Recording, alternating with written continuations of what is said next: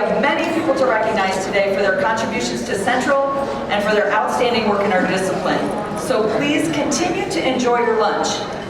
This will mean you will hear clinking at times during the luncheon, but I made the executive decision that we'll handle the clinking and then we'll be done on time. All in favor? Aye. Very good. All right, that means permission to eat.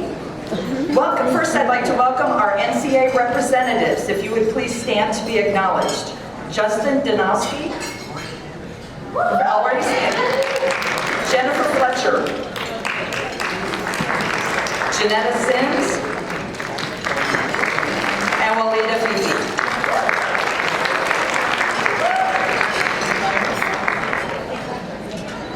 The Central States Communication Association acknowledges that this convention is being held on the ancestral, traditional, and contemporary lands of the Osage Nation, Missouri, Illinois Confederacy, and many others who reside in present-day Missouri. We recognize and respect the inherent sovereignty of these indigenous people. We acknowledge that some indigenous people were forcibly removed from their ancestral lands to Missouri, and others forcibly moved out of Missouri.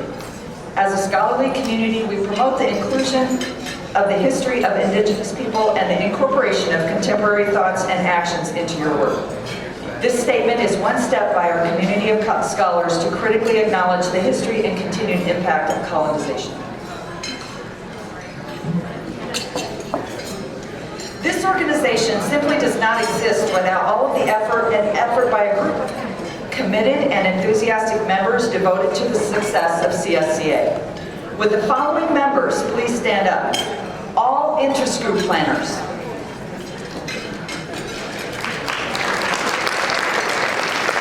Committee chairs. Executive committee members. Student volunteers. And members. You should all be standing by now. I have two association updates to make. They're rather unusual. First of all, the President's Dinner, the past President's Dinner, has been moved to inside the hotel. There is a possibility of quite severe weather this evening, and so we will be hosting it in the hotel. Please check your email for details. This is now a sponsored dinner by Central States. All right. In regard to the potential severe weather, because during my rotation, this group has been dealing with the COVID emergency, and now we could have a potential tornado. So, it goes with the theme. There is a tornado plan for the hotel. Should we have a tornado warning this evening? Should we have a tornado warning this evening, please proceed to the second floor and fourth floor ballrooms. This is the second floor ballroom, so you already know where one of them is. The other one's on the fourth floor. And if there's hail, which there's also potential for that, it is Missouri after all, please stay away from, they ask that people stay away from windows. Good? Good. Thank you. All right, and we go on. The officers and chairs are already lined up. Excellent. First Vice President. Hello. First of all, welcome and thank you for being here. It's great to see so many familiar faces as well as new ones. Last year, when I announced our conference theme, Intersections, Transitions, and Silent Voices in Madison, Wisconsin, I was hopeful that the submitters and the planners will help me to curate a conference program that will allow us to talk about issues about diversity, inclusivity, equity, and access. You worked hard and submitted papers, panels, performances, and events, ideas that turn CSCA into a space of transformation, and invited and encouraged us to have much needed conversations about diversity, oppression, power, and historically silent voices. I want to extend my gratitude. Today we have more than 738 attendees at the conference.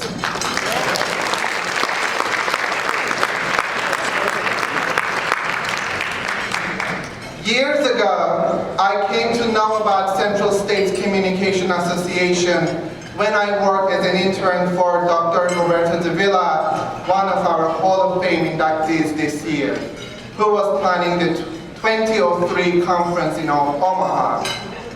I saw a sea of names of scholars whom I have never met. That was our first introduction, and probably you did not notice it. My first CSCA conference was in Cleveland, Ohio in 2004. Now I live 60 miles away from Cleveland. It was the very first conference that I presented as a young and accented international academic.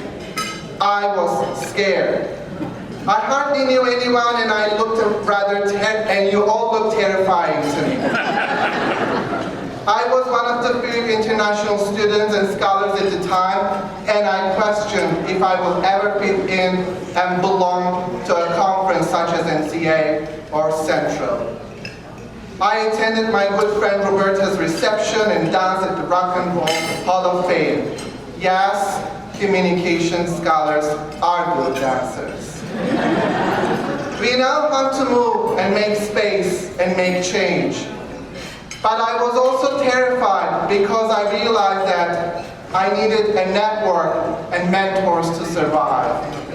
My academic journey has not been an easy one. Lots of hard work, endless hours, tears, heartache, and loneliness went into becoming a scholar and surviving in academia.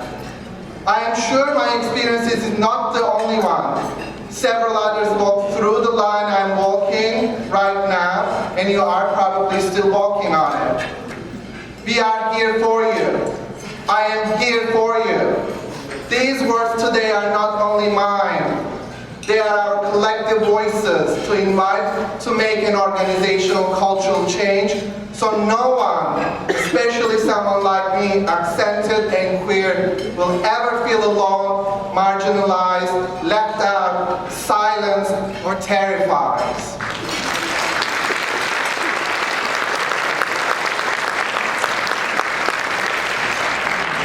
Over the years, CSCA became my home. I built a network, made friends. You became my academic family. Like all families, we have our own share of problems, especially DEI issues. We have been working on those, and we will continue to do so. But I cannot do this alone. I want every one of you to take this new journey, this new path with me to transform our organization for the better. Senior colleagues in this room, you have a very important responsibility. You need to make spaces for others. I ask all of you to be change agents. However, I'm also going to ask you to learn to listen before you act on those historically silenced voices.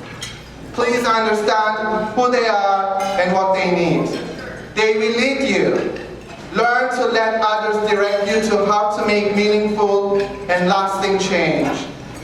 My colleagues in this ballroom, my historically marginalized colleagues, this is your space. This is our space. We need to claim it, but we also need to stay here and be diligent to learn and to lead the way for the next generation of scholars. I also want to direct my attention to the graduate students and undergraduate students in the room and junior faculty. Make Central States your home. We need your energy. We need your excitement. We need your ideas and commitment. You are the future of this organization. Please get to know us and importantly, stay here. Lastly, I want to thank the planners who worked diligently, also my mentors who stepped in to mentor me in this journey, to Deb Ford and Al Gonzalez for their support and mentorship. Kathy Denker, thank you for your friendship, text messages, and ongoing support. Tiffany Wang for being there for me in every step during the planning process. Our gratitude to you.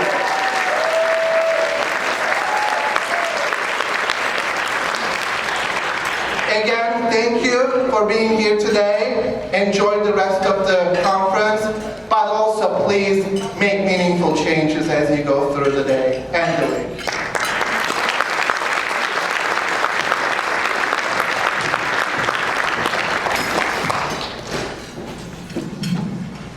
Thank you all of you for joining us today at our Hall of Fame Awards Luncheon. First, I want to acknowledge my interns who are helping out with the convention, Aubrey Chastain, Delaney Eves, and Sean Blumicki, who have been doing everything they can to make this the best experience possible. We thank you for your support. And I also want to announce that our current member count is 1,027 members. This is our highest member count in over a decade at Harvard.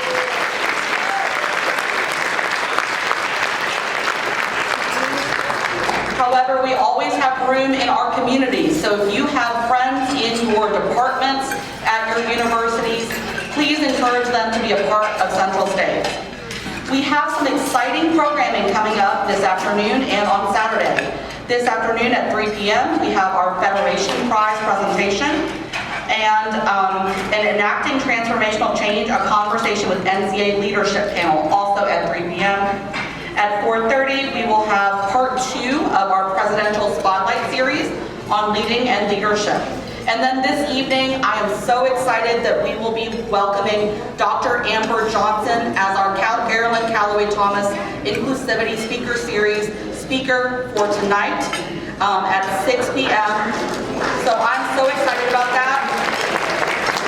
This speaker series is sponsored by the University of Nevada, Reno, the Carolyn Calloway Thomas Inclusivity Speaker Series Endowment Fund, and the ERIC Caucus. Saturday, we will be kicking it off at 8 a.m. Yes, I know it's 8 a.m., but we will be providing breakfast sponsored by Ball State University for grad students. So please come check that out if you are looking for a graduate program or you are looking to think about how you can thrive in graduate school. We will have that at 8 a.m.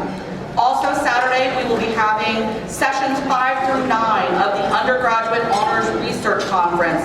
Please come out and support the future of our discipline.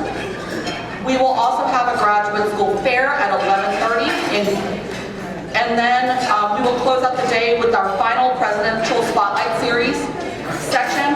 And tomorrow evening at 7 p.m., we will have our President's Party. I can't think of someone more deserving of a party celebrating somebody who planned 3 conventions for our association. So join us as we celebrate Debbie Ford on the 18th floor ballroom tomorrow at 7 p.m. Thank you.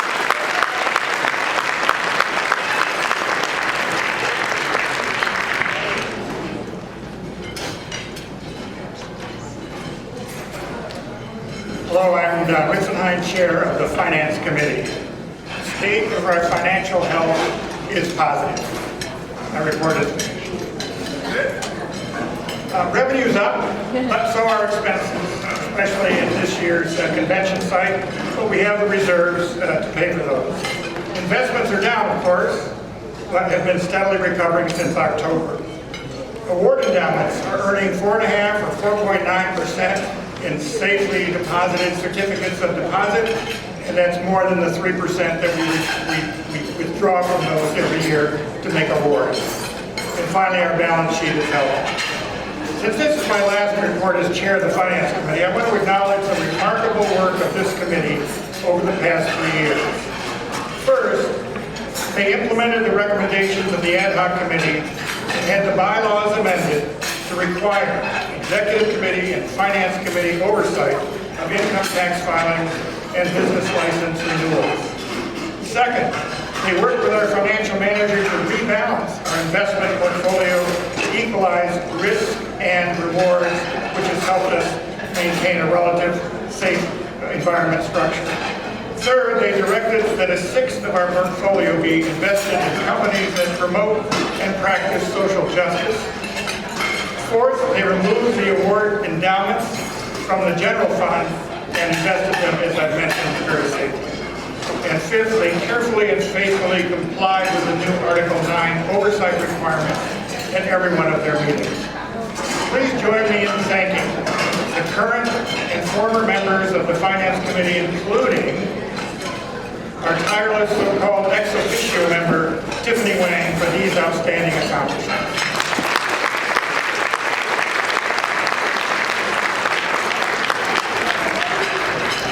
And when Patrick Spence joins the committee as the next chair, I'm sure their excellent work will continue.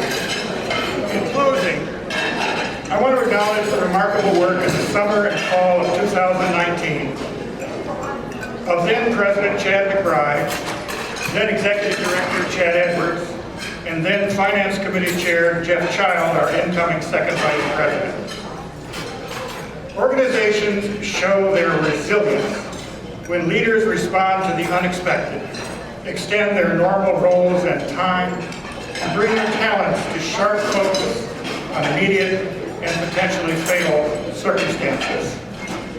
Chad and Jeff came together that summer as a crisis management team when it was discovered we were no longer tax exempt or operating under authorized licenses for reasons documented elsewhere. They each spent hundreds of hours and thousands of dollars in legal fees to reconstruct our financial history and then appeal to the IRS for reinstatement as a nonprofit. Thanks to their hard and remarkable work, we did regain our nonprofit status and renewed business licenses as well. Chad McBride, Chad Edwards, and Jeff Child demonstrated the resilience of Central States Communication Association. Please join me in expressing our deep appreciation for their successful rescue efforts.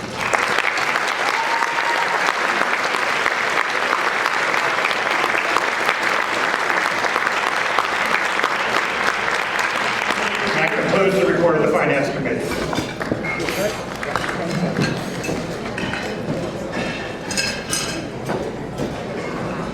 Hello all, welcome back to another great year. I'm so thankful to be here, and I'm so thankful, first of all, to all of our amazing pre-conference presenters. If you didn't get a chance to see them, hopefully you look them up in the program and find out more about them.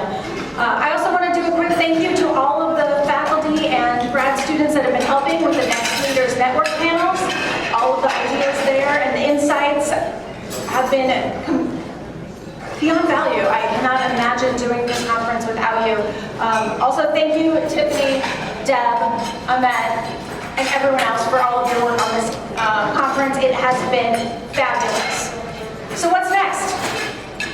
Next year, I'd like to invite you to a little incoherence.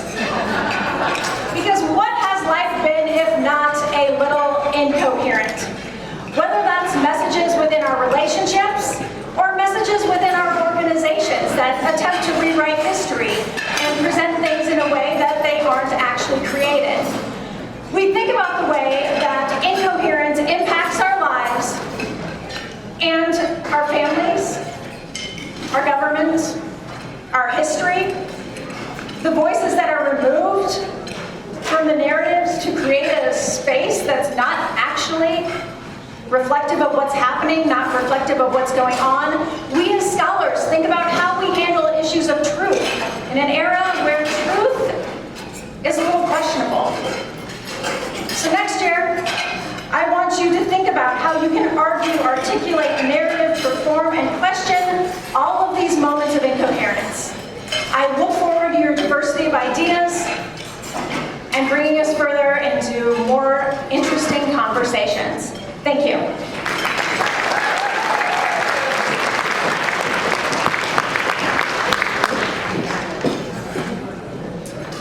Good noon, colleagues and friends. I'm the Editor-in-Chief of Communication Studies at UP Mao. I know this is a luncheon for excitement and celebration. However, I'm going to start with a few socially inappropriate questions for you. No matter what, anyway, what is the norm of socially appropriateness from mainstream, non-mainstream, or critical perspective?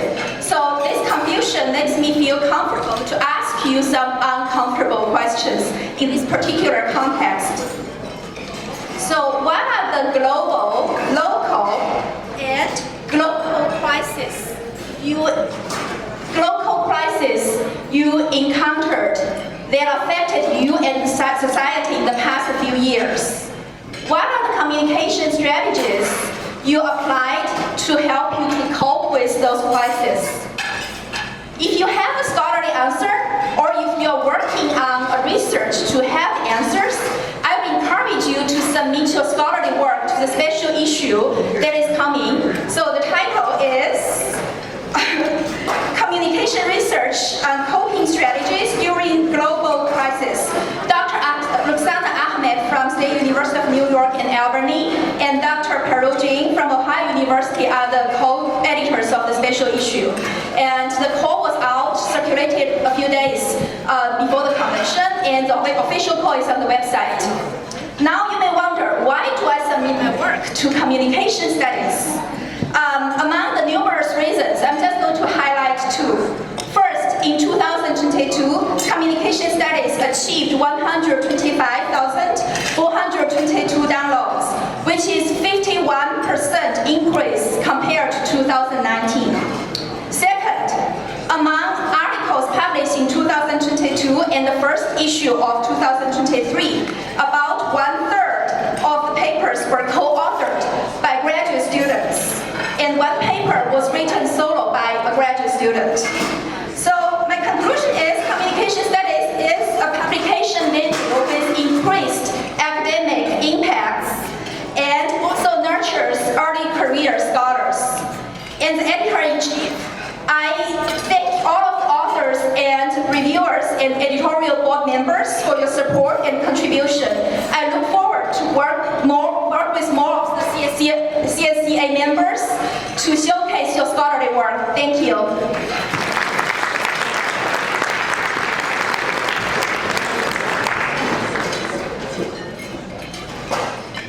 Hello, friends. My name is Renee Kaufman. I'm the current editor of the Journal of Communication Pedagogy. I'm here to give you our report. JCP is continuing to grow both in submissions and in readership. As you know, we have open access. We are proud to provide our scholarship not only to our members, but also to the community. I want to thank the reviewers and the editorial board. Without you, this would not be possible. So thank you for your time. Thank you for your feedback. I really appreciate it, and I know our authors do as well. In regards to readership, over the past 5 months, we have had over 3,000 downloads from our website. Yes. To date, we have had 32,000 downloads since the start of our journal. That's also speaks to the excellent submissions that we are receiving, and I also think it speaks to the excellent work that our previous editors, Scott Myers and Deanna Selnow, what they have put into this journal. Our acceptance rate is currently sitting around 30 to 35%. And I have some great news. We've been working very hard to get the journal indexed in multiple places, and we've currently been accepted for indexing in ProQuest, which I think, again, is just going to build the rigor, the quality, and the reputation of our journal. The new call for Volume 8 will come out after Volume 7 has been officially published on the site, so please look forward to that sometime around late August, early September. I appreciate it all. Thank you so much. It was great sharing this news with you.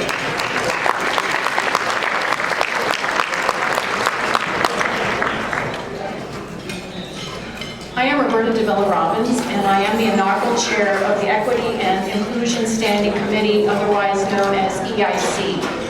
This committee was visioned by Alberto Gonzalez, and I'm very happy to say that the executive committee will continue to support this very important work. At this time, I would like to recognize the other committee members. We've gotten to know each other very well because we have had numerous, and I mean numerous, Zoom meetings. Please stand as you're recognized.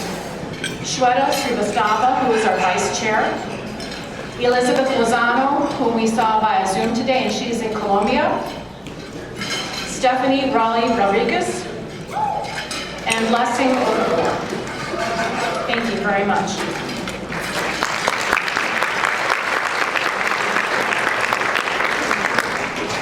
I hope that you will put this next event on your calendar because you're invited to our dialogue session about the committee's work and the charge regarding equity, inclusivity, and diversity, which is tomorrow, Saturday. It's session number 3501 from 2 to 3:15 p.m. in Regency F. The committee has completed the code of conduct which we were charged to write, and I'm happy to report that it was approved by the executive committee on Wednesday. What day is it anyway? The code of conduct will be available on our website. There will be a Google survey for you to provide feedback because, true to our name, we want you to have as much inclusive feedback as possible from all of our members. So thank you very much.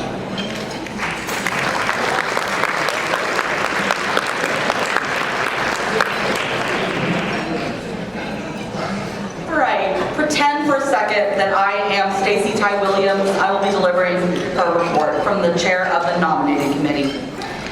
She regrets she can't make it today. This year we had an exceptional slate of nominees, which made our work very difficult.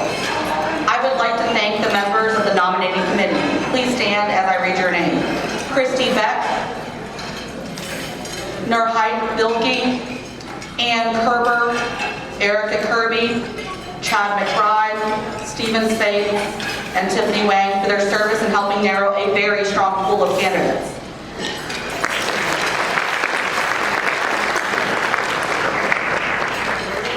It is now my honor to announce the CSCA members selected to run for member at large and second vice president. I'm going to start with member at large.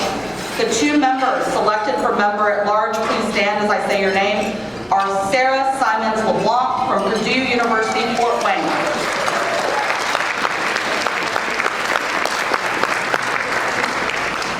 And Ryan Neville Shepard from the University of Arkansas.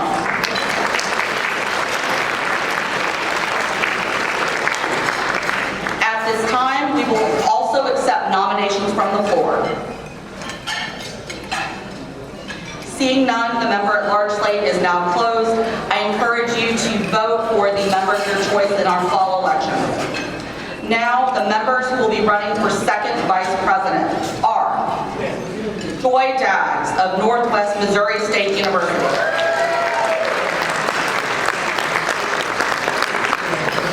And Christina Sharp from Rutgers University.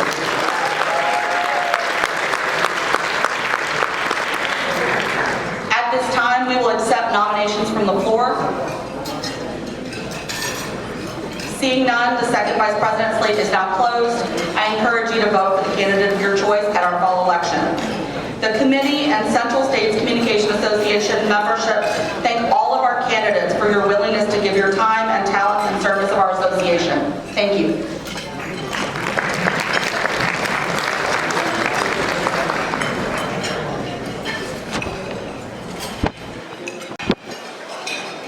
I ask that we take a moment of silence to remember our members whom we have lost this year.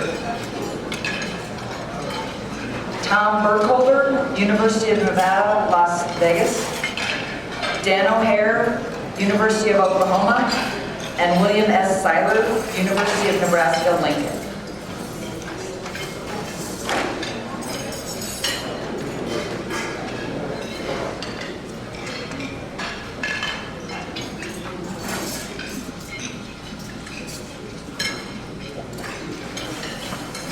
Thank you. The next section of our meeting today is our association-wide awards. The first award is our Past Officers Debut Award. Amanda Tuck.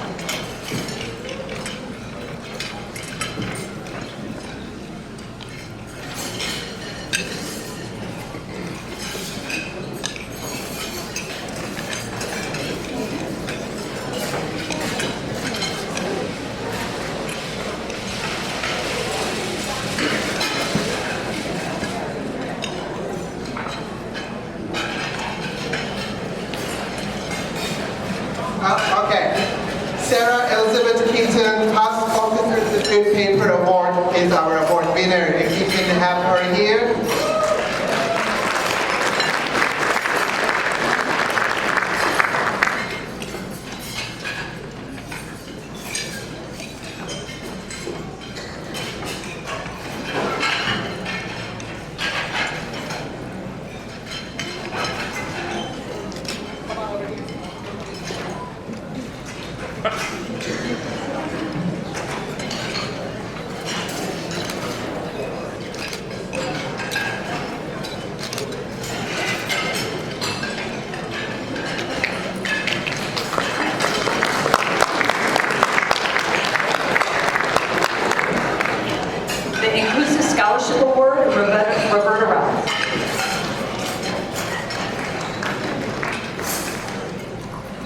The winners of the inaugural Scholarly Paper Award sponsored by the EIC are Astrid Vijam, Pilar Mendoza, Mary Luz Oyos and Sancho, all from the University of Missouri, Columbia, and Juanita Reina Zambrano, Corporación Universitaria Minuto de Dios, Una Minuto.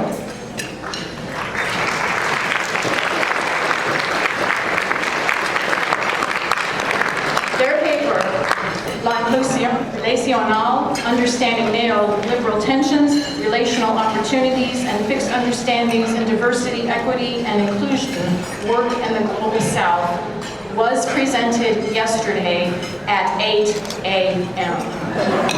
Congratulations.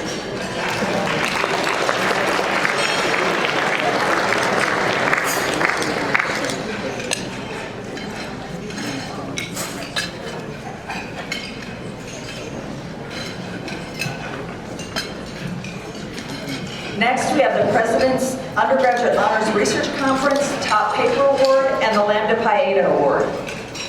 I'm excited about our 2023 Undergraduate Research Honors Conference. We have over 40 students presenting papers today and tomorrow.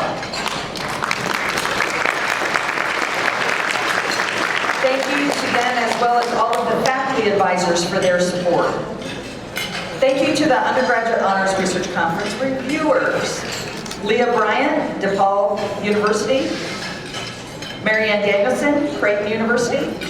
Jacqueline Irwin, San Diego State University. Scott Myers, West Virginia University.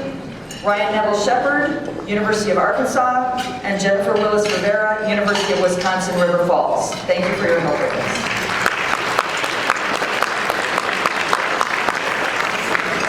It is a pleasure to recognize our outstanding undergraduate research scholars. These are the top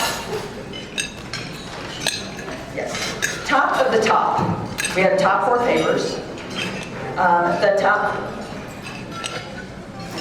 two of the top papers are Nicole Marie Fry, Hanover College, for her paper Ethical Communication in Higher Education, a case study of a liberal arts institution's communication with students. Faculty mentor, Rachel Davidson. And Carly A. Goldberg, Carroll University, her paper, The Relationship Between Communication Style and Choice of Major Variables. Her faculty mentor is Rebecca Imes. If you are here, please stand to be recognized, the two of you. They will receive their certificates tomorrow. Next, I would like to recognize the 2 top paper on the top paper panel. Would Crystal Schuster and Judy Butler please come forward?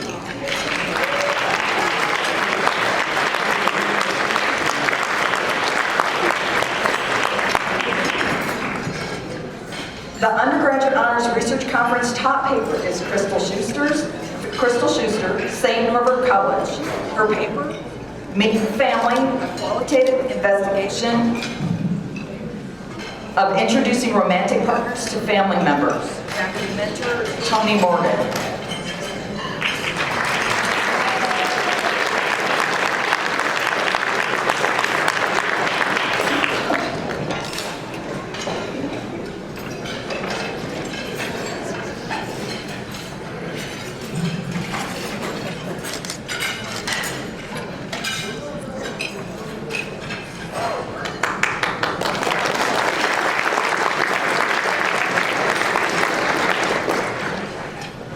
The Undergraduate Honors Research Conference top Lambda Pi Eta paper is Julie Butler from Illinois College. Her paper, My Professor Always Treats Us Like Real People, examining the relationship between class subject taught and teacher immediacy behaviors. Her faculty mentor is Anna Wright.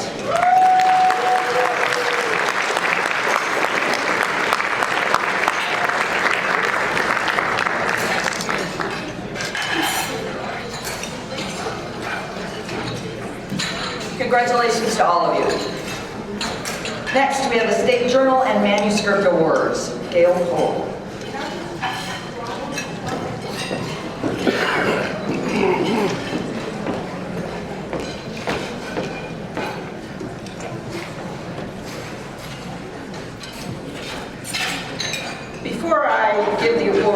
the State Advisory Outstanding Manuscript and the Outstanding Journal, I very quickly want to thank the reviewers for the awards. I want to, and if all the reviewers would please stand if you're in the room. I want to thank Randy Dillon of Missouri State University, Scott Jensen of Webster State University, Joy Daggs of Northwest Missouri State University, Jeffrey Brand of the University of Northern Iowa. I'm not partial in anything. John Heinemann from Nebraska, and Ant Woodall of University of Oklahoma. Could we give these wonderful reviewers a hand, please?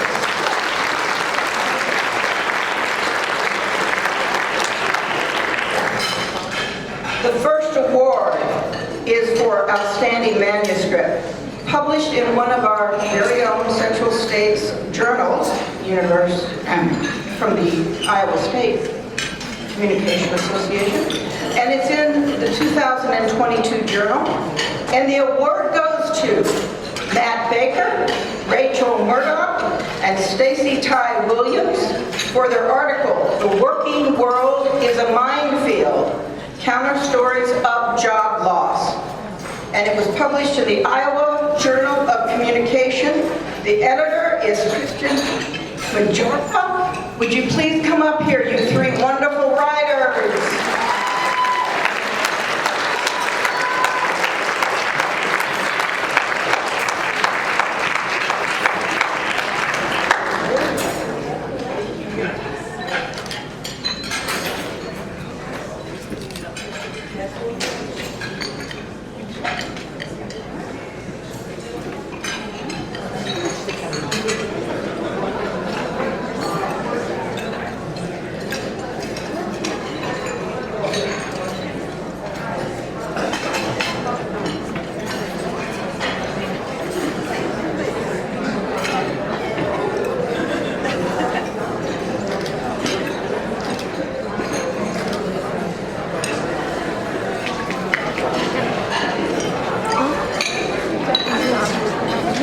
May we give them another round of applause?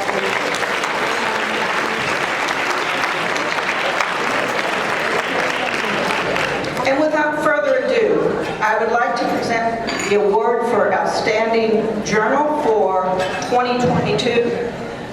And the award goes to the Journal of Speech and Theater Association of Missouri. Gina Jensen is the editor from Webster University. Come on up, Gina.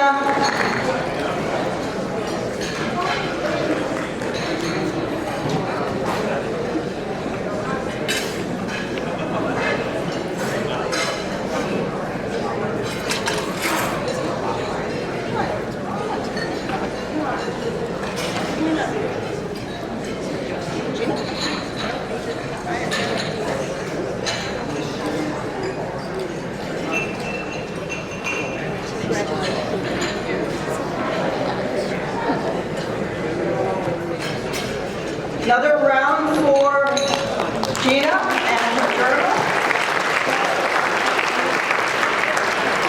And congratulations to this year's CSCA State Advisory winners. Thank you, folks.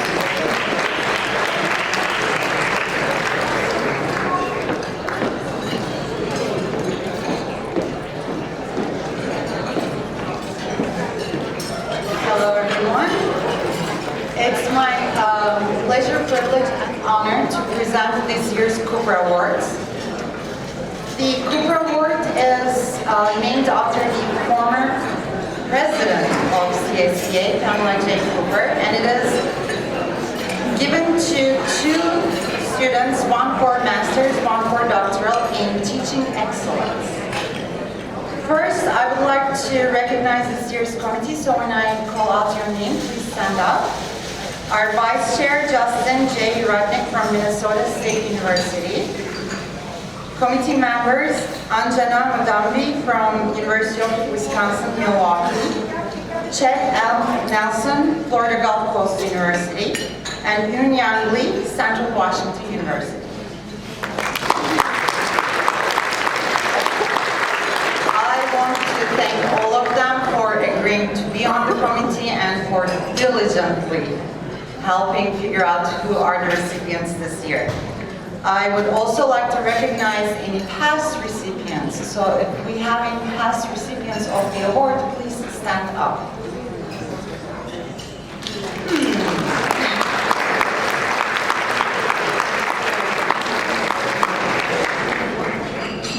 This year we had 4 nominations for master's students and 6 nominations for doctoral students. And I can tell you without hesitation that they were all stellar applications.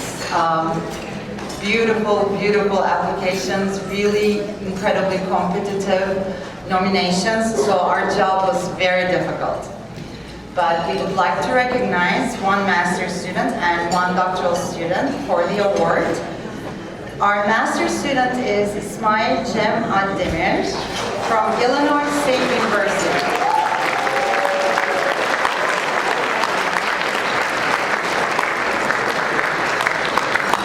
What stood out in his application were the way his teaching was remarked by students and his professors as great energy, innovation, student engagement, and constant nonverbal engagement. So, Ismail Cem.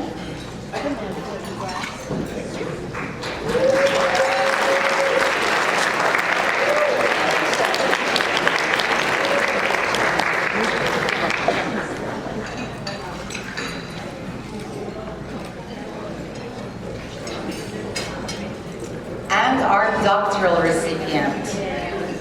Our doctoral recipient is described as creating a classroom environment built upon inclusion, engagement, and connectivity between students. Her application was so impressive. The simple public speaking activities that she presented to us were so innovative. She inspired us. So we are very pleased to give this award to Iroma Zumba from University of Wisconsin, Milwaukee.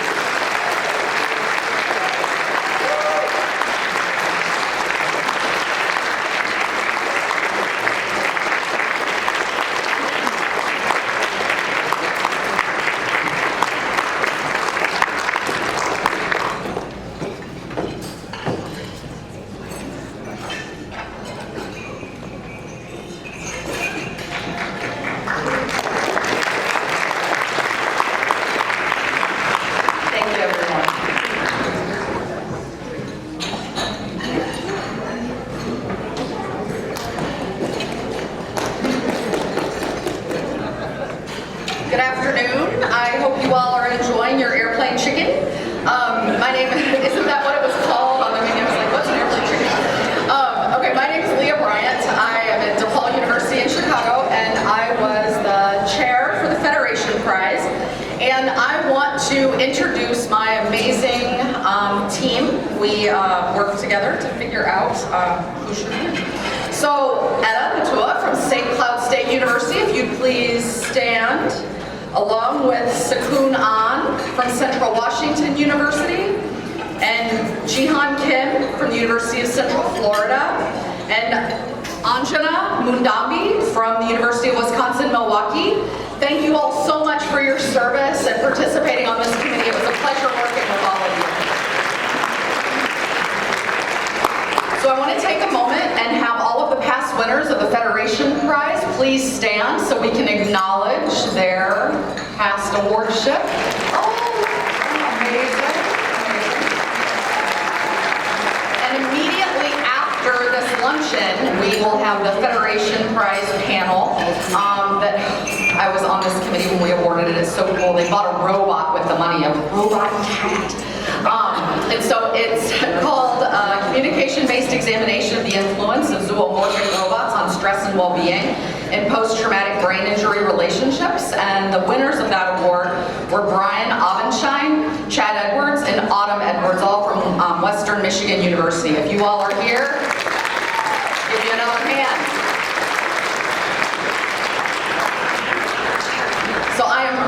excited to announce who won the award this year. We had more submissions this year than we have, well, I only have been on this committee for 2 years, so I can say since last year with any certitude. And this project is absolutely fascinating. So I'm going to tell you what the project is, and then I'm going to announce the people, the trio of trouble who's going to be doing this project. So the title is Stigma Management Communication Scale Development, and their goal of the project, they're going to create a comprehensive instrument for measuring stigma management communication that can be adapted across contexts to assess predictors and outcomes. So they're going to develop this scale, which will be helpful for interventions, and they're going to validate it using a diverse sample. So the $5 grand that you get for being awarded this project will be used to ensure this wide-ranging sample to make this really applicable and fascinating instrument. So the three of you come on up so I can give you an award. Sydney O'Shea from Utah State University, Caitlin Phillips from Baylor University, and Jen Anderson from South Dakota University. So proud of the three of you.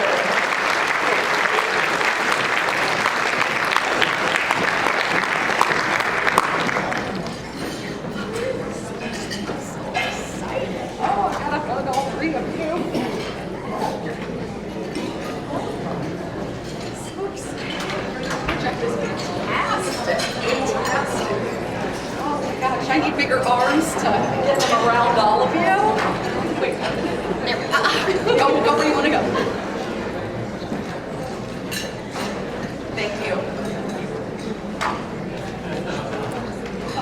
All right, Alexis, come on down.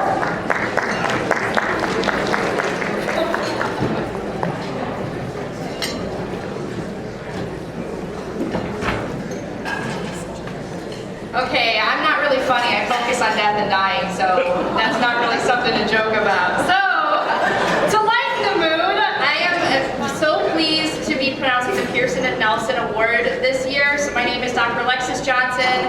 I am at Arkansas Tech University, and I had the privilege of working with some exceptional people to go through this award together that committed so much time and energy into reviewing the applications. We had some phenomenal applications this year. So they made our job very, very difficult.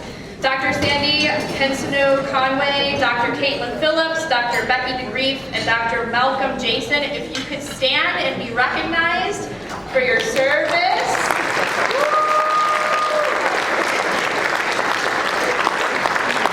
Thank you so much. I also want to recognize all the educators in the past who have been recognized for this award. So if you could stand and we could just thank you for your amazing teaching. Outstanding teaching.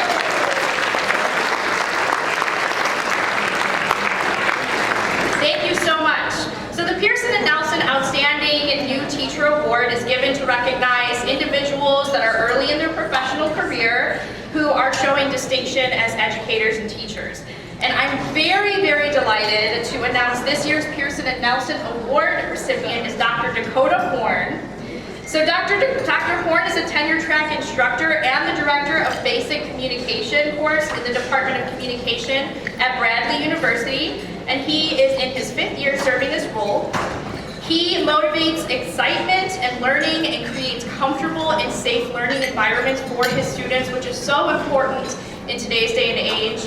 And in a letter from a former student, she described Dr. Horn as making it obvious that he cares deeply about his students' academic and personal success. He's truly committed to making his students' voices heard in the classroom. And students' comments such as he is the best professor ever, best professor at the university, engaging and passionate person, and welcoming and relatable are commonplace in his evaluations from his students. His colleagues also speak very highly of him, sharing their gratitude of his leadership at the university and his care toward others. So, congratulations, Dr. Horn. The committee is delighted to celebrate you and present you with the Pearson and Nelson Award.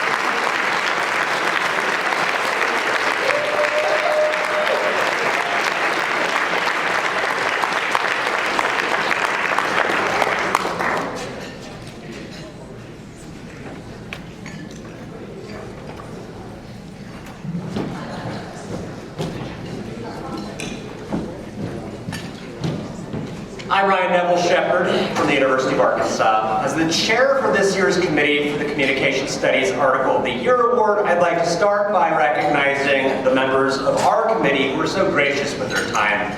If you please stand, that's Stephanie Young from the University of Southern Indiana, Jen Anderson from South Dakota State University, Yoon-Young Lee from Central Washington University, and Natalie Pennington from the University of Nevada, Las Vegas. Please give them a round of applause. And before I announce this year's winner, I'd like to ask past winners to please stand and be recognized. If you have won the Article of the Year Award and you'd like to show up, please stand. All right, we're humbled. Having served on several Article of the Year Award committees, not receiving many of them, in recent years, I want to say that this award really has the most rigorous process that I've seen of any of the awards that we've decided on. The committee receives every single article from the previous year and is asked to rank every one. Volume 73 contained 37 articles over 5 or 6 issues, roughly 622 pages of reading. We had a winner after a single round of voting. Our winners this year are China Bilot Verhoff from Ohio University and Patrice Buznell from the University of South Florida. For their article, Well, I'm Going to Have a Baby, Navigating Safety, Stakeholders, and Strategy and Workplace Pregnancy Disclosures. Do we?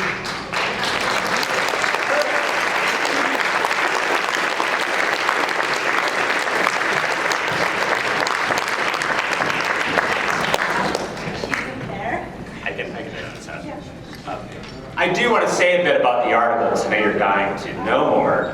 The article examines how women choose to disclose their pregnancies in person, focusing particularly on how multiple simultaneous and ordered disclosure interactions are negotiated and how women navigate stigma, risk, and emotion associated with disclosure. So they were not able to be here to collect today's award, but thank you for coming up and doing it so in their honor. Thank you.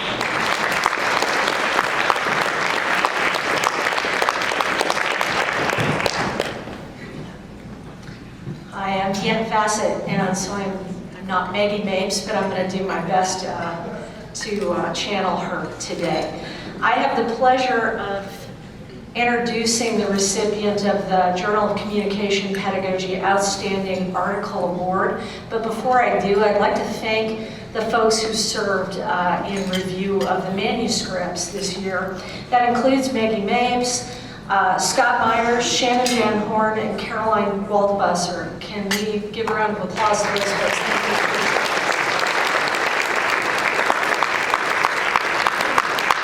you. Also, do we have any previous recipients of this award here? If so, stand up so that we can continue to recognize you in perpetuity.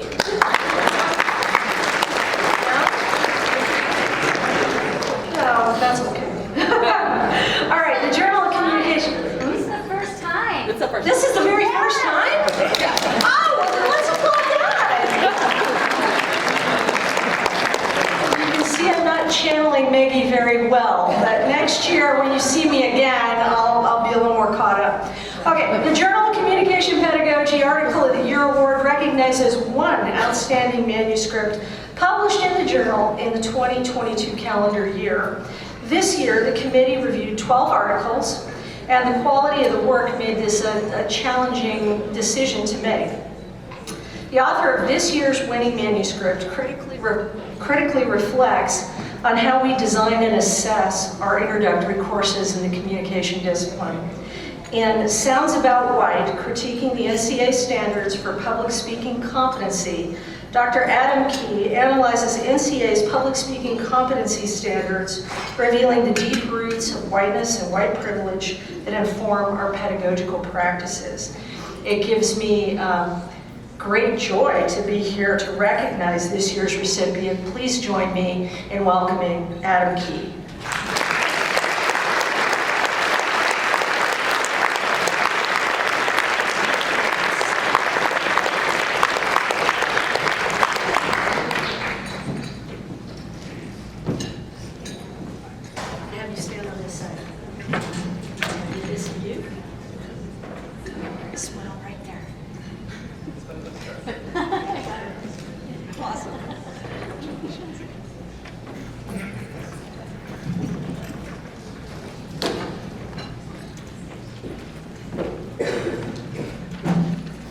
Good afternoon, folks. My name is Andrew Donofrio of St. Lawrence University.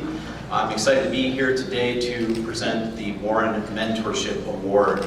Named in honor of the late and beloved John T. Warren, the award recognizes a mid-career scholar who exhibits some of the many virtues John himself exuded as a mentor, scholar, and engaged member of the discipline. Before I present the award, I'd like to thank the committee for its hard work in reviewing what were exceptional submissions. It was definitely a difficult job, so if we could give Ashley Hall, Lindsay Kramer, Chad Nelson, Gabriel Cruz, and Lance Lippert a round of applause, that would be great.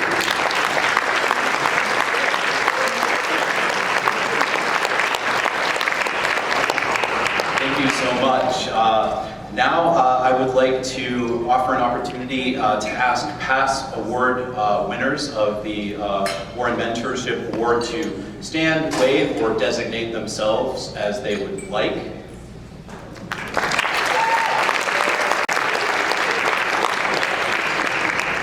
Thank you so much, and of course I want to present this year's award recipient. Her students describe her as patient, enthusiastic, caring, and observant. Her colleagues describe her as humble, collaborative, and someone who reaches out to all students, particularly students from historically marginalized backgrounds. Our committee was impressed, to say the least, by her outstanding passion for the well-being of her students, her work with community health, her ability to create lasting relationships with her students.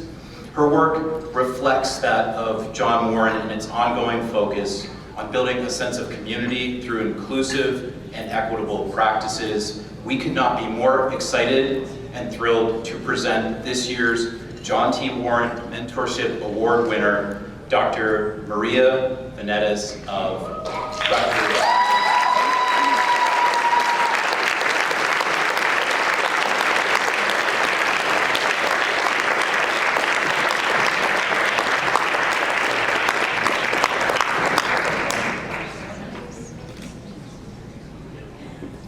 She's on, come over? Yeah. Okay.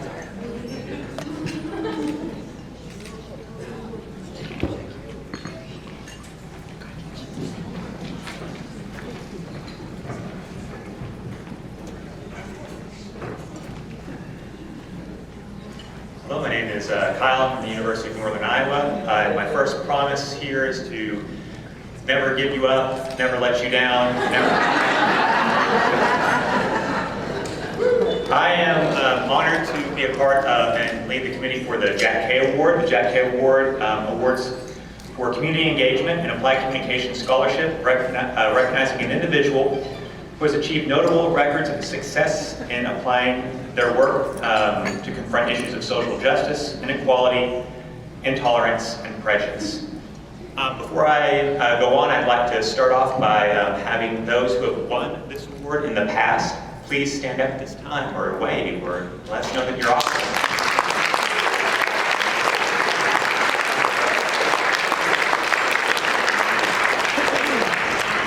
I next want to thank the committee and their hard work.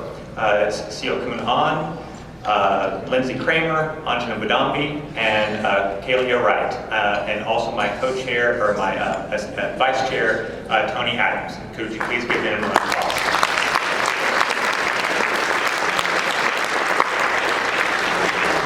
I will also note that whenever we had our initial submissions, we had 0 submissions. And so I think it's incumbent on all of us to recognize that we are all doing great work. You can be a self-nominee, but also recognize those who are in your departments or that you know who are doing great work in these areas.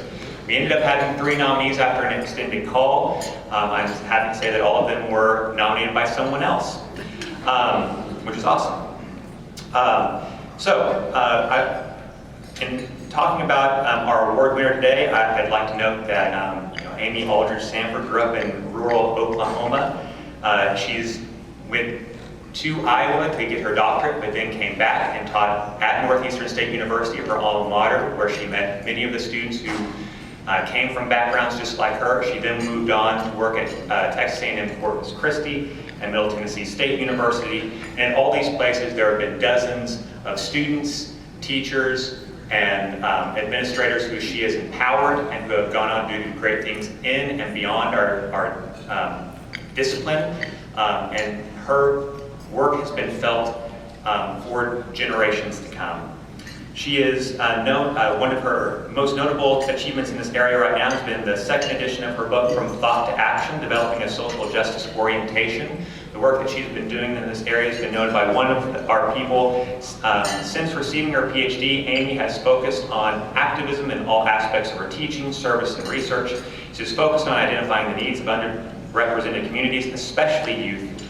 Her work has been recognized within and beyond academia. In the scholarship, she shows a depth in inquiry, exploring what activism looks like for students, administrators, and community members. Finally, I appreciate that she makes an effort to help others as they engage in allyship. Please join me in appreciating the things that she has done, is doing, and will do for our discipline and beyond, Amy Aldridge Sanders.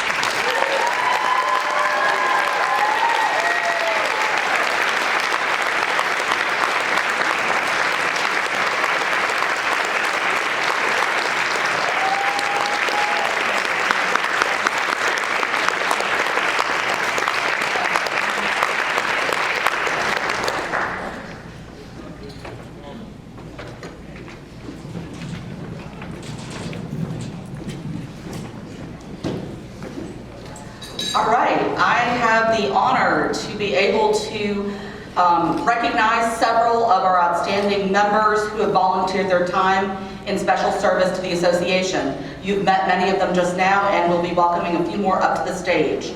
If you could take your plaque and then just remain on the stage, we'll get a group picture of everybody at the end. Let's start with Sarah Baker Bailey, newsletter editor.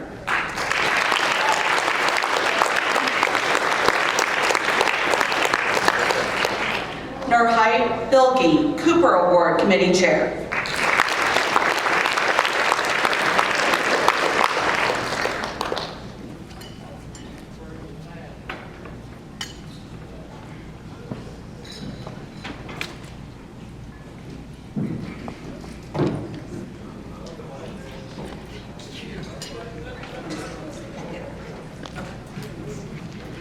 Leah E. Bryant, Federation Prize Committee Chair.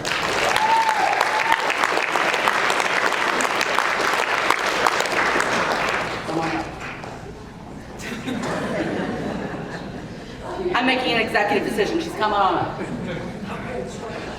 Short cuts. Leah. Oh, thanks.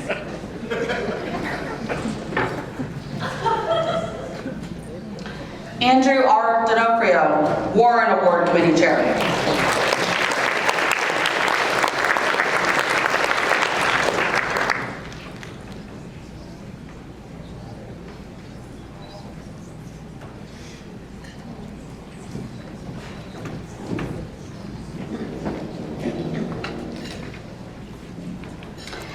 Ashley R. Hall, Faculty Learning Community Co-Chair.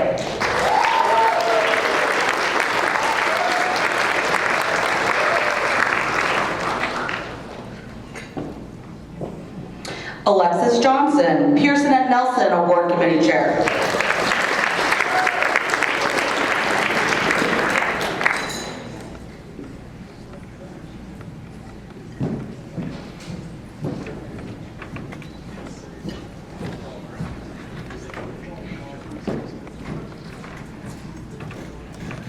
A second round of applause for Ashley Hall.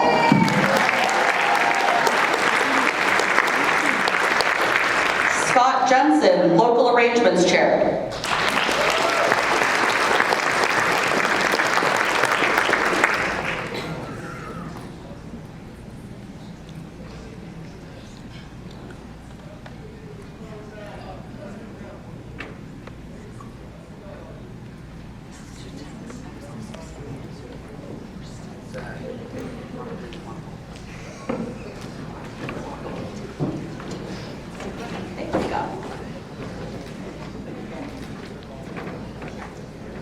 Maggie Mapes, Journal of Communication Pedagogy Article of the Year Award Chair.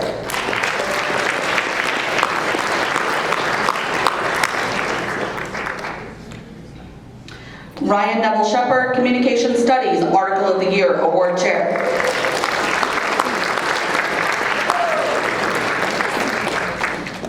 We're all getting some steps in.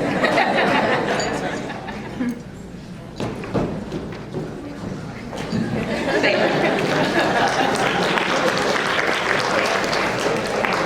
you. You'll be hearing from her later in the luncheon. Roberta Davila Robbins, Equity and Inclusion Committee Chair.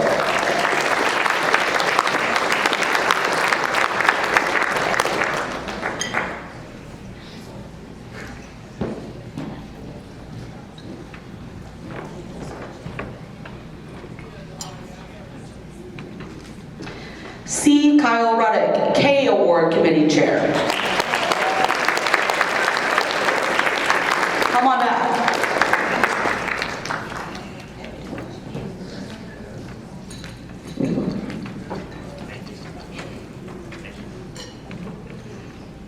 Christina M. Sharp, Exhibits Hall Manager.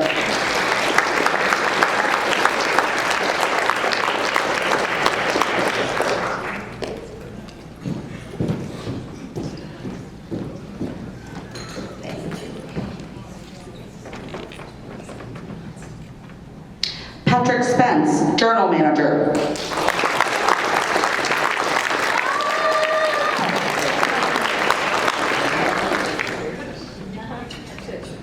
Lindsay Thomas, Technical Director.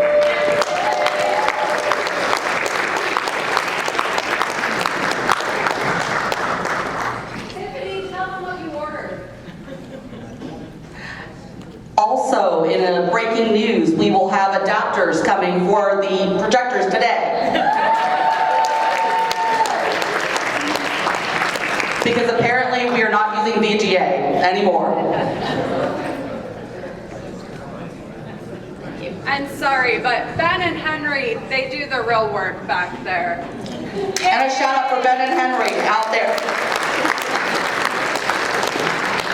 She couldn't be here today, Stacy Ty Williams, Nominating Committee Chair.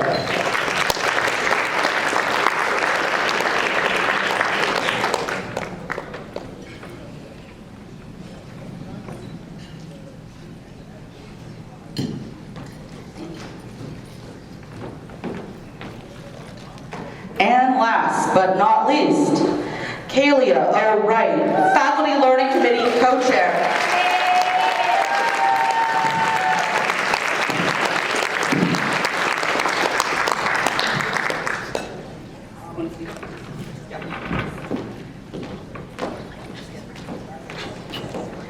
All right, let's get a group picture.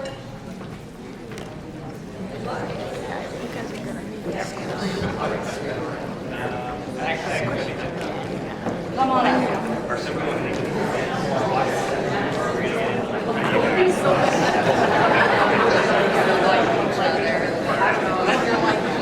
Well in.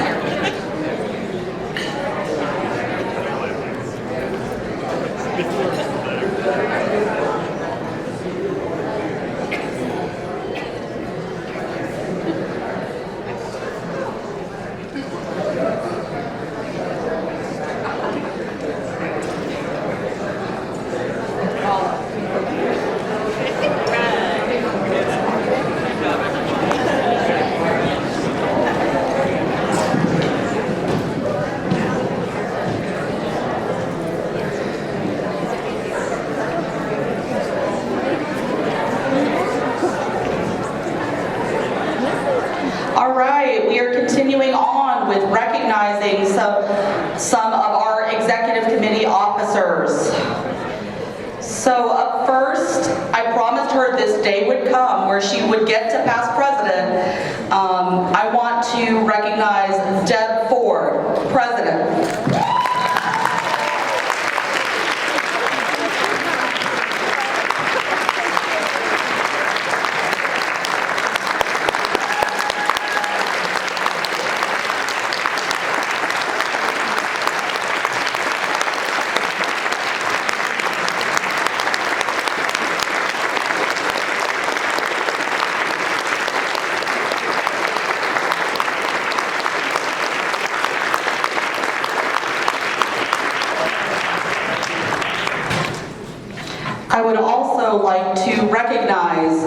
Serving an additional year as member at large when we froze our officer rotation, Adam Tima.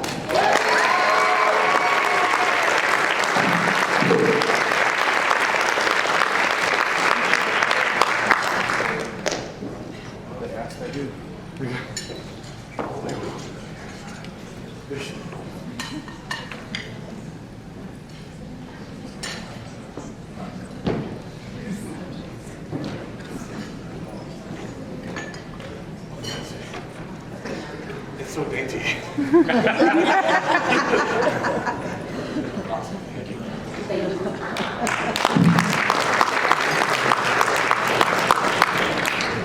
Outgoing Finance Committee Chair, Dawn Ritzenheim.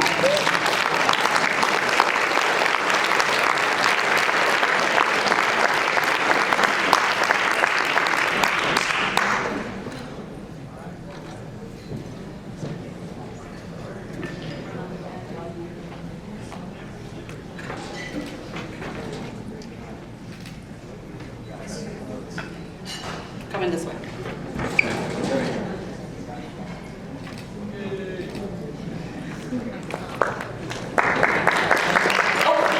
Dawn, come on back to the stage. We have a lovely storage box headed your way. And finally, we have Deanna Selnow, outgoing Journal of Communication Pedagogy editor.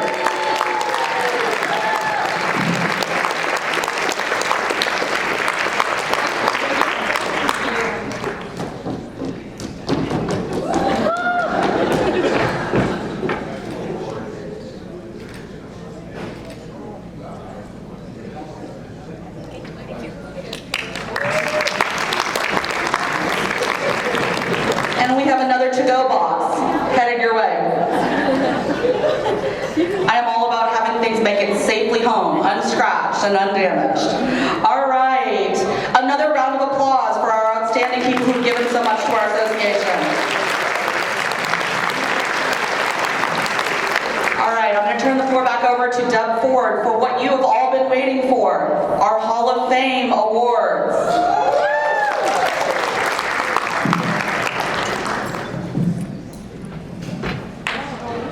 All right, here we go.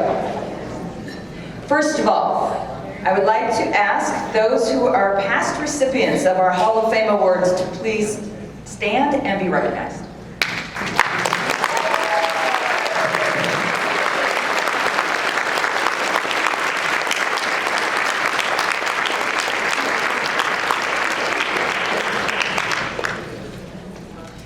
The Hall of Fame award recognizes distinguished careers, but with a particular emphasis on service to Central States.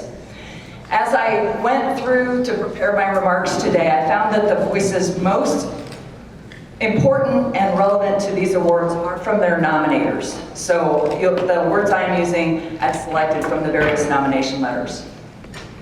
It is my distinct honor to introduce my colleague, Dr. Christina S. Beck, as one of the 2023 inductees in the Central States Communication Association Hall of Fame. Christy, please come to the stage.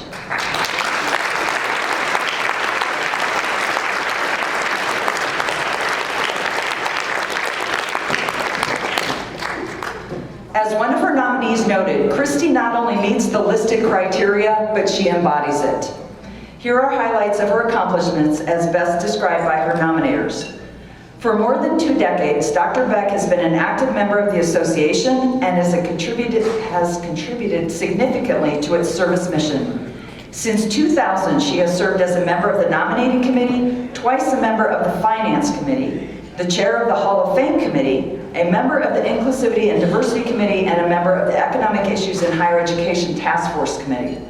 Her most important service was serving as the association president in 2009 to 2010. This included service as first vice president and was primary program planner for the 2009 St. Louis Convention. Christy also has been an active member of the media studies, health communication, and popular culture interest groups, including serving as the historian and vice chair of the health communication interest group. She has also served as an editorial board member of communication studies. In addition to being an active CSCA member, Dr. Beck has gained a national reputation for her service and research endeavors, which complement her service and research contributions to Central. In 2013, Christy was elected as the second Vice President-elect of the National Communications Association, where she served as the first Vice President and Program Planner for the 2015 Las Vegas Convention. As part of her service to NCA during those years, she served on the Advancing the Discipline Evaluation Committee, the Committee on Committees, and the Executive Committee. She created a presidential initiative on bullying and founded the NCA Anti-Bullying Project, which resulted in a research repository, a task force, a service project, and an edited handbook. Her research record is also stellar.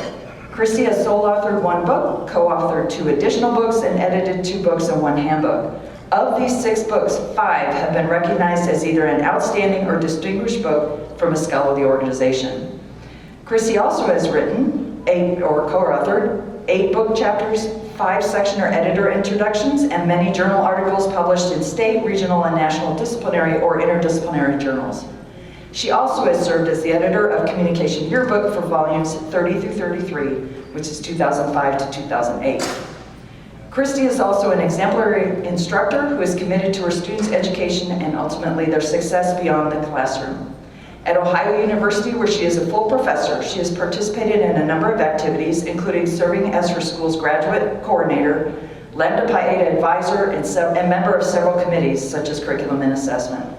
Christy has served on multiple MA and PhD student committees in addition to directing 11 PhD student dissertations. Her nominator noted, "She inspires me to pay forward the same kindness and support that she has so graciously provided me over the years. I know I am not alone. Dr. Beck has touched the lives of so many students, colleagues, and friends. For these reasons, Dr. Christina S. Beck is inducted into the Central States Communication Association's Hall of Fame. Congratulations, Dr. Beck."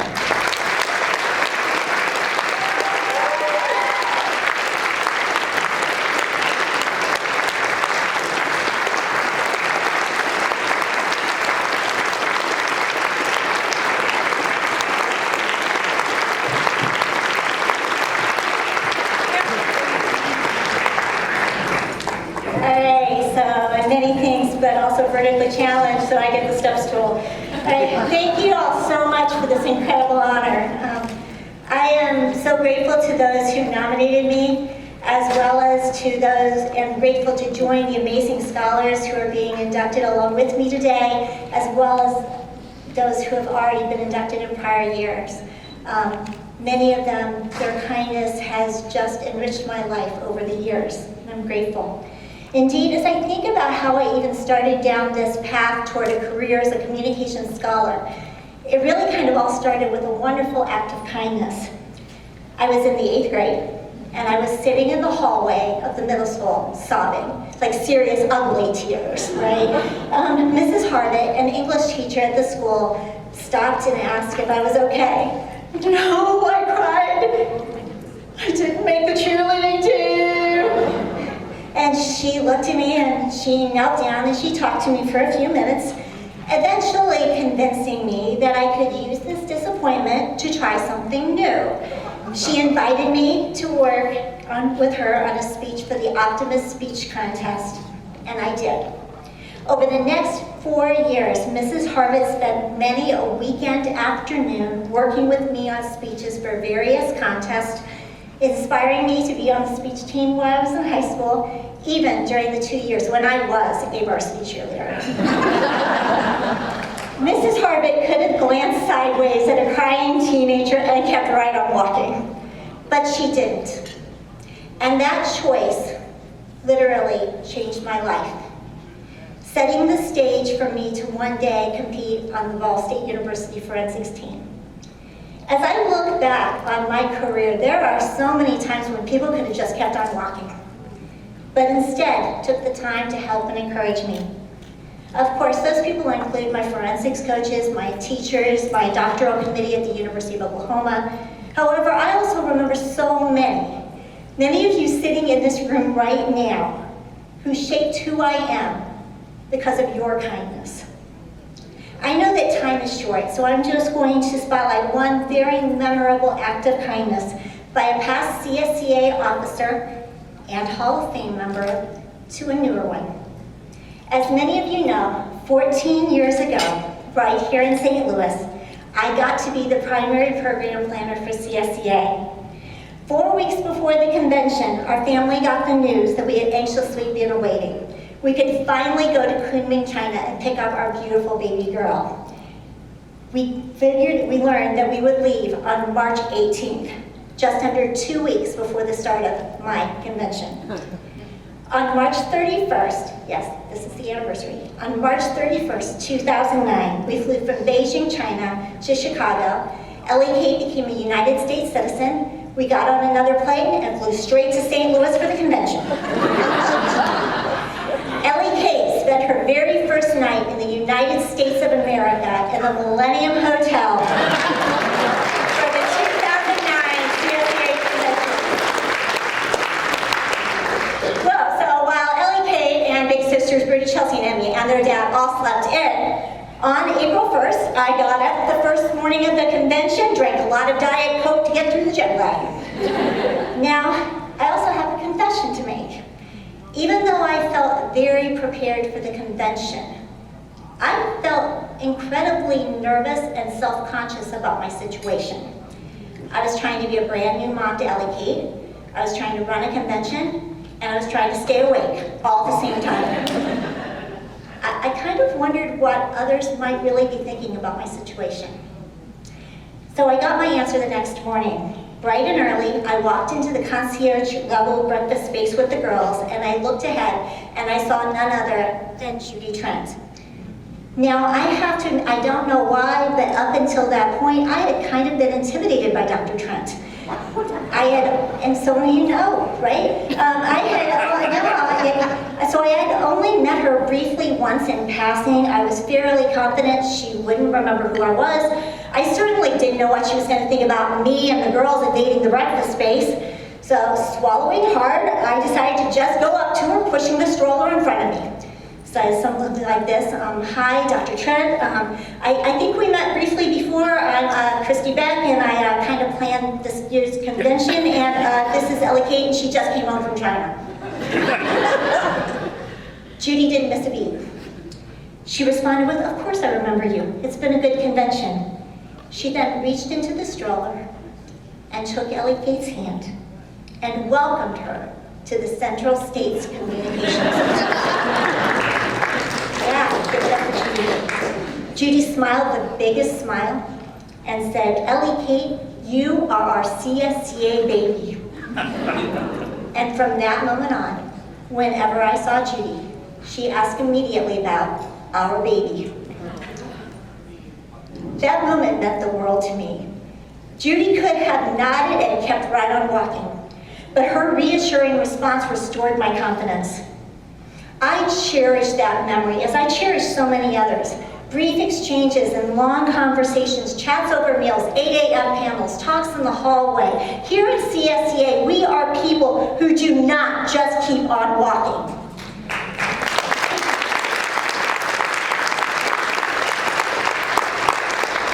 We stop, we engage, and we care. And I am deeply grateful that CSCA has been such a central part of my scholarly journey. Thank you so much for this incredibly honor, and thank you for being part of this moment with me. Thank you.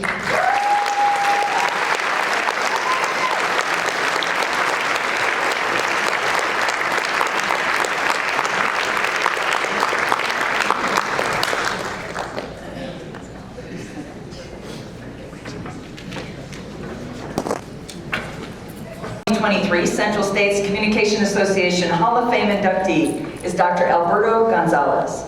Al, please come to the stage.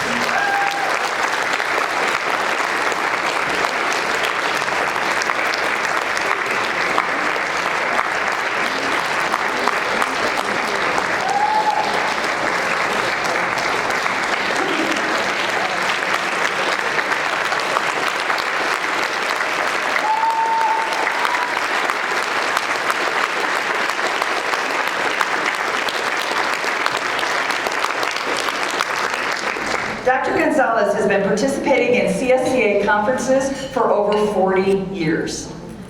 And as Ahmet says, he started when he was a child. He is Distinguished University Professor of Communication at Bowling Green State University. In the words of his nominators, Dr. Gonzalez has stressed scholarship, teaching, and mentoring, and service throughout his career, and they speak to the heart of this wonderful Hall of Fame award. Dr. Gonzalez has been consistently productive throughout his career, pursuing groundbreaking specializations in intercultural communication and rhetorical criticism. He centers his scholarship in two areas: the political discourse of Mexican-American activists and popular music as a mode of communication. Al has published 49 articles in peer-reviewed journals and in scholarly volumes. He has been a co-editor or author on 12 scholarly volumes and/or revisions, focused largely on his specialization in various aspects of intercultural and cultural communication. Dr. Gonzalez's work has been significant both for scholars and for classroom use on the topic, including his books, Our Voices, Essays in Culture, Ethnicity, and Communication, now in its 6th edition, and Mediated Cultures, Parenting in Intercultural Contexts. He is also the co-author of Intercultural Communication for Everyday Life. Dr. Gonzalez's scholarly work has been recognized with several awards. For example, his co-edited The Rhetorical Legacy of Wangari Maathai, Planting the Future, received the 2019 Edited Book of the Year Award by NCA's International and Intercultural Communication Division. He has also received the Pucho Cordova Scholar of the Year from NCA's Latino Communication Studies Division and the Distinguished Scholarship Award from NCA's International and Intercultural Division. As a teacher and mentor, Dr. Gonzalez has always been devoted to his students since their success. Over his career, he has developed and taught 10 graduate courses and 7 undergraduate courses. He has directed 44 doctoral dissertations. Bowling Green State University's Graduate College has recognized his advising work, and he has served on another 28 doctoral supervisory committees, as well as 10 master's students. Dr. Gonzalez's professional service to CSA, NCA, and his campus communities is extraordinary. Dr. Gonzalez served 2 consecutive terms as CSA president, agreeing to stay on for a second year to help the association navigate the complex set of challenges associated with the COVID pandemic. Thank you. Navigating the pandemic included leading CSCA as it navigated significant financial challenges and policy changes. Dr. Gonzalez has been involved in scholarship and service to CSCA and NCA and his campus over the course of his career. He chaired the Intercultural Communication Interest Group, was a member and chair of the Nominating Committee, was chair of the Communication Studies Top Article Award Committee as well. He has served on the editorial board of 13 different journals, 5 currently. He was the planner for the NCA Doctoral Honors Seminar, vice chair and chair of the NCA International and Intercultural Communication Division, seminar leader for NCA's Summer Faculty Development Institute, a member of the NCA Nominating Committee and the Association's Legislative Assembly, among other committees. His nominator noted that Dr. Gonzalez's most important accomplishments as a scholar and leader in CSCA and in the discipline have been to advance and support association and disciplinary needs and goals to advance diversity, equity, and inclusion. He updated the CSCA mission statement for inclusivity and created an association-wide standing committee on equity and inclusion. He assisted with the formation and funding allocation for the Faculty Learning Committee to facilitate professional development for BIPOC members. He actively promoted the appointment of international and BIPOC members to CSCA committees and offices. Dr. Ahmed Attai and Dr. Gonzalez co-edited a 2018 special issue of Communication Studies, Connections and Inclusions, Intercultural Communication, and Communication Studies Scholarship.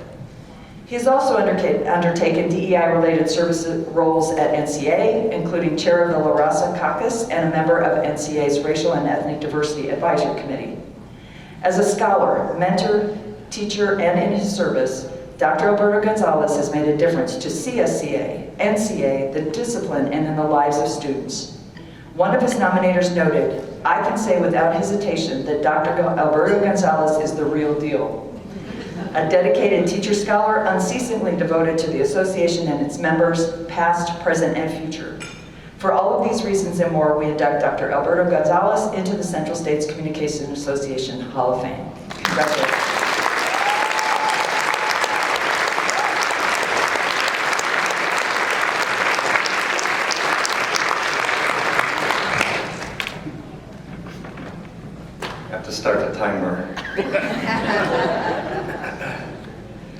Thanks, Deb. I guess when you hang in there long enough, it adds up. You know, last year I was standing here as president, and I thought, wow, it's great to see everyone, and this will be my last time here.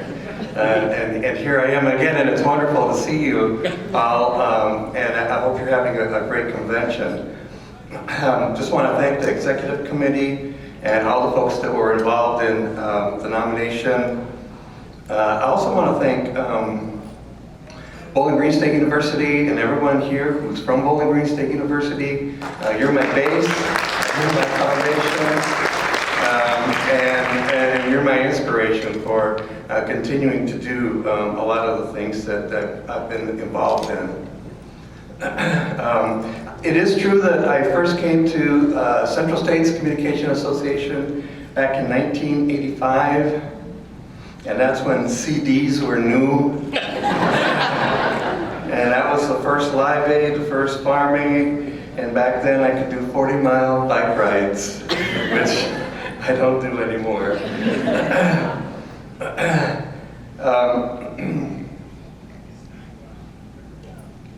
One of the things that I really wanted to do is also to thank the people that I don't know. There are a lot of people who have voted for me over the years who I don't know. And there are a lot of people who supported these amendments, these changes to benefit the organization that I don't know. And so if you're someone that I don't know but who's helped along the way, I thank you, as well as thanking the people that I do know.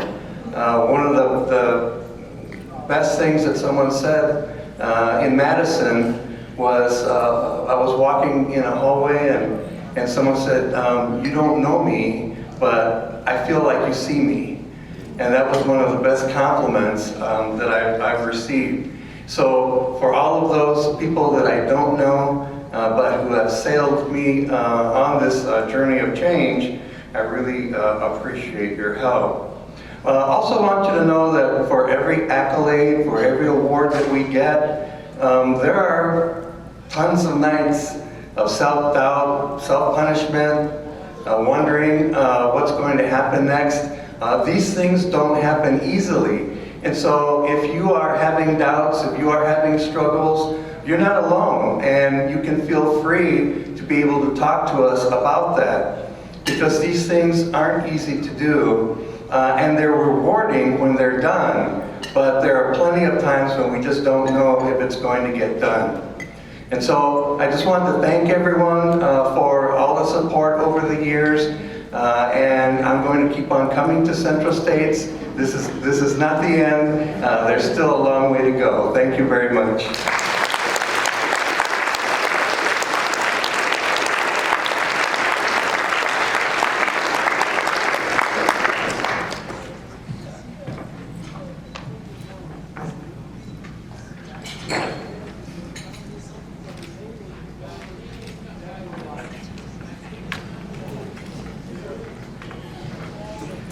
By the way, this year we have 4. Our third inductee in Central's Hall of Fame class of 2023 is Dr. Ed Hink. Dr. Hink, will you please come to the stage?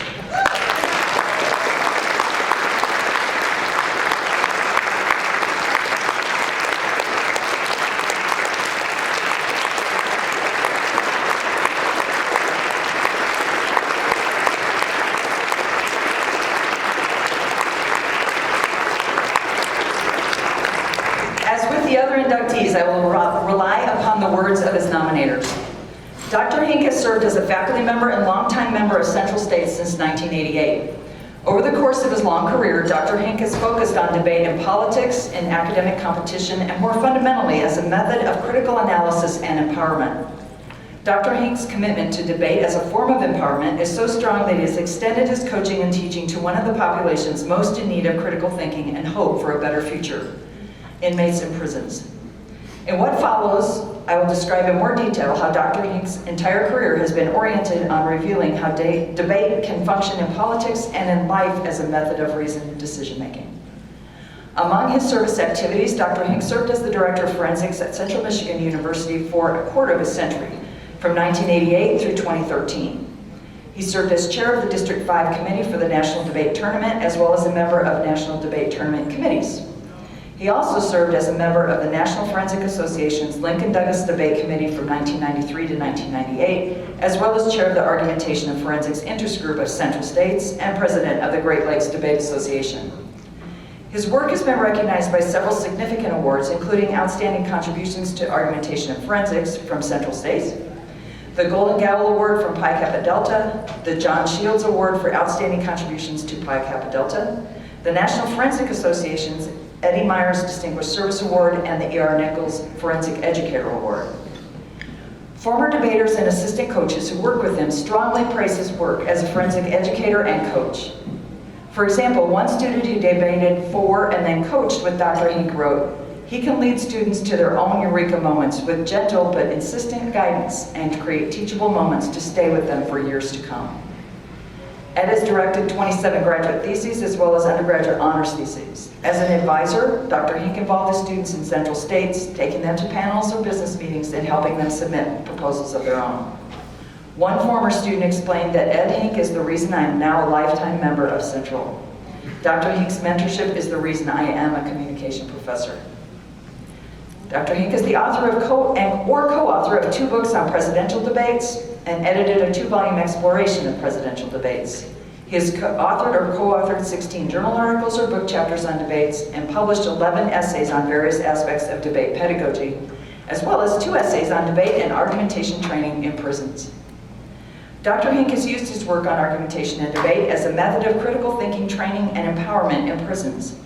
Beginning in 1996, he, along with other faculty at CMU and assistant debate coaches from the CMU debate team, have provided training in speech and debate for inmates in Ionia Correctional Facility, Huron Valley Men's Facility, the Saginaw Correctional Facility, all in Michigan, as well as the El Dorado Correctional Facility in Kansas. They took argumentation, speech, and debate training to prisons to help prisoners gain skills that they could use for the rest of their lives. He also edited a special issue of Argumentation and Advocacy focused on prison activism. At a time when the war on drugs and the prison industrial complex led to mass imprisonment, Dr. Hink responded by becoming an advocate for social justice. A former student summed up how Dr. Hink encouraged his students to be involved in Central States. "To me, Ed is CSCA. He is the reason I go, the reason I see the organization as important, and the reason I see my work as connected to the CSA mission. For these and other reasons, Dr. Ed Hink is inducted into the Central States Communication Association Hall of Fame. Congratulations, Dr.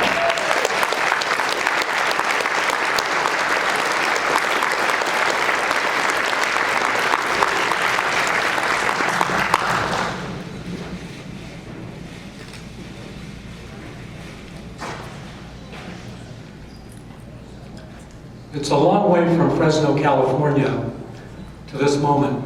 I'm deeply moved, and I thank you. I thank you so much. I have a short story, and then a lot more thank yous. In 1971, which I think is about 52 years ago, as a 9th grader, about to attend high school, I was asked to revise my class schedule due to an error in completing my previous request. As I scanned the list, I stopped at forensics, asked the counselor what that subject was, and then chose it. That's the short story. So first, I want to thank the many communities of forensic educators whose time, instruction, mentoring, and counsel provides a transformative education for students every day in this country. If it had not been for you, I would not be here today. Thank you to John Shunk, who invited me to join the College Debate Committee in the summer of 1974. Although I had not planned to participate in intercollegiate debate, I'm deeply appreciative of his teaching, coaching, and mentoring at a very difficult time in my life. Thank you to all the faculty at the University of Kansas, first for admitting me to the doctoral program, second for providing me with an assistantship so that I could make a living, and most importantly, for challenging me to develop my critical capacity in the study of communication. Thank you to Don W. Parson, who directed my dissertation on presidential debates, and to Will Lindkugel, Dorothy Pennington, Carla Course Campbell, and Lloyd Sponholz for serving on my dissertation committee. Thank you so much, because when I look back at what I wrote, I still needed a lot more work as a writer, so I appreciate that. Thank you to Don W. Parson for creating an amazing community of argument and rhetorical scholars at the University of Kansas, a culture of excellence for undergraduates and graduate students, and for showing us how to move toward what Kenneth Burke imagined as the better life. Thank you to all the faculty at California State University Fullerton who welcomed Shelley and I to campus, made us a part of the community, and supported us as we took those first uncertain steps in our careers. Thank you to all of the faculty at Central Michigan University who welcomed Shelley and I to Mount Pleasant, supported us in raising our kids, and made us a part of the community of scholars and teachers striving to make a positive difference in the lives of others. Thank you to all of the Central Michigan University undergraduate and graduate students who've enriched my life with their talents, their skills, and who light this organization's program up every year with some of the best panels, the best research. I'm so, so proud of all that you've accomplished. Thank you to Shelley Schaefer-Hink, J. Kevin Parch, and Robin Rollman for picking me up when I fall down, for encouraging me to keep moving forward despite my doubts, and for 4 decades of friendship that has helped me in countless ways over the years. Thank you to my children, Ashley, Robert, and Alexander, and their families, who taught me to be a better teacher, who continue to challenge me to become a better scholar, and for the continued conversations about ideas that matter. Thank you to all of you. Shelley and I look forward to this conference every year. This is our intellectual home. Your generosity to undergraduates, graduate students, younger scholars, and older ones too. This is what makes us a wonderful, vibrant, intellectual community. And so I'm very, very grateful, and I thank you very much. Thank you.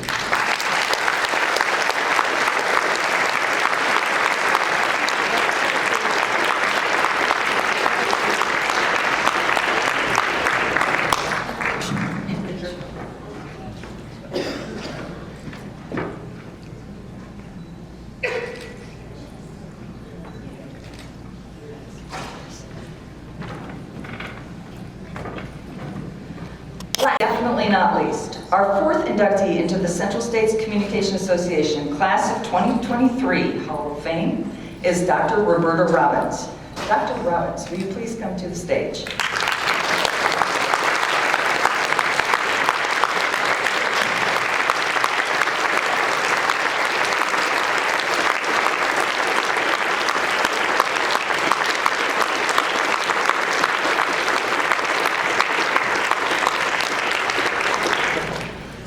According to one of her nominators, Dr. Robbins, in her own words, has said, "I prefer to sit behind a potted palm rather than have attention drawn to me." Sorry about that one.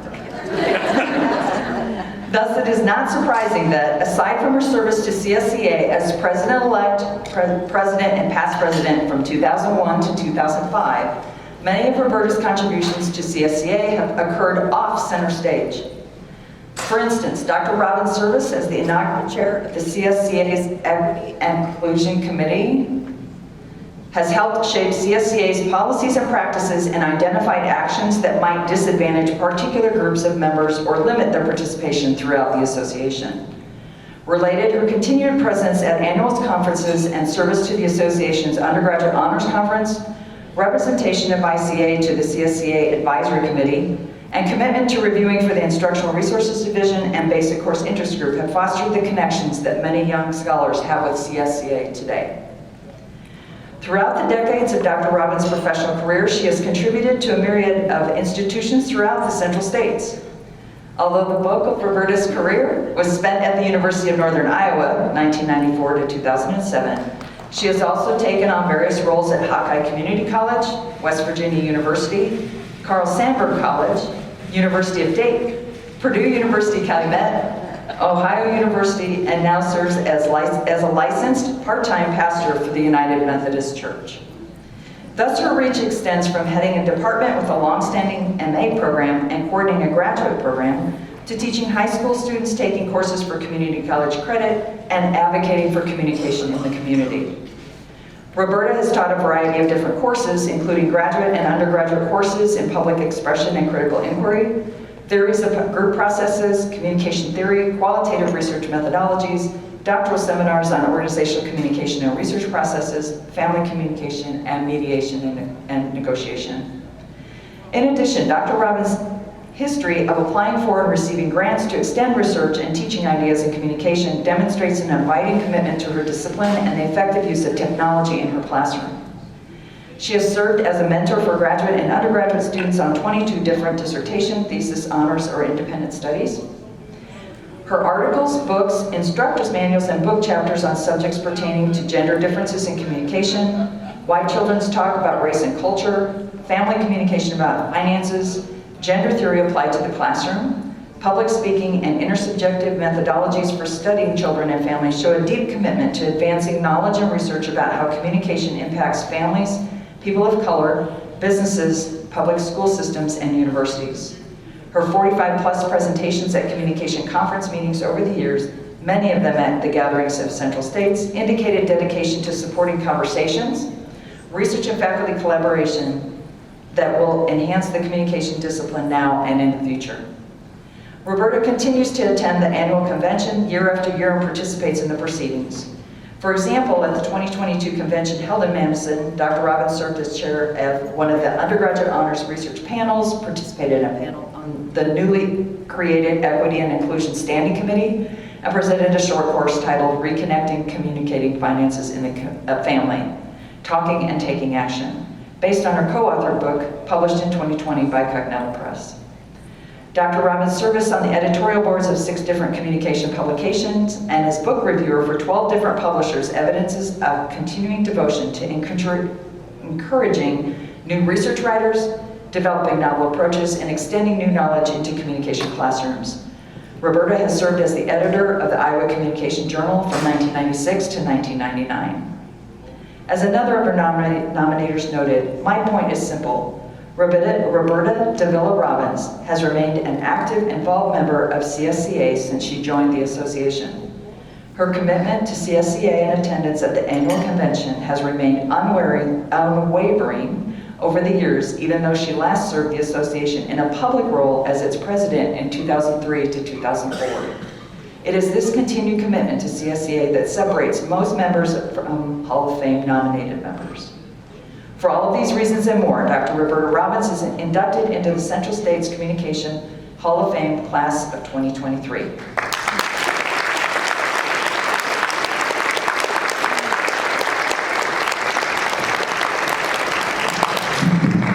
I was standing there listening to the number of institutions where I've taught, and it means I can't keep a job. That's not really true, but it sounded like it. I saw my life flash in front of me.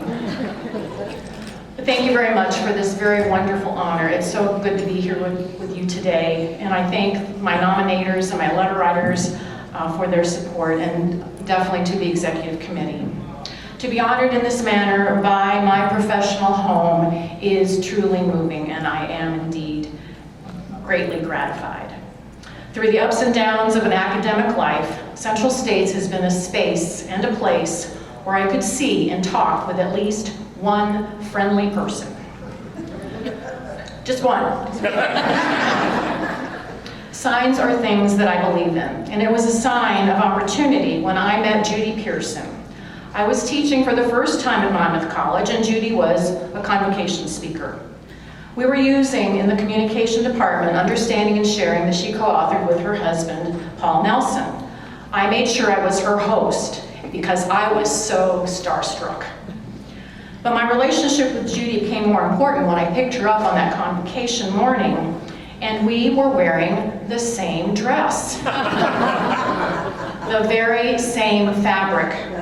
The style was slightly different, but essentially the same dress, and this had never happened to either one of us. I said to her, you know, I can go home and change my clothes, and in typical Judy style, she said, no, this just proves that faculty are interchangeable. You can hear her saying that. This was a sign I was going to know Judy Pearson better. When our family situation changed, I needed to provide for my children, who are now adults and are here today, and I would like to introduce you to them because I've dragged them to conferences over the years because they needed to know what their mother did for a living. Peter, please stand up.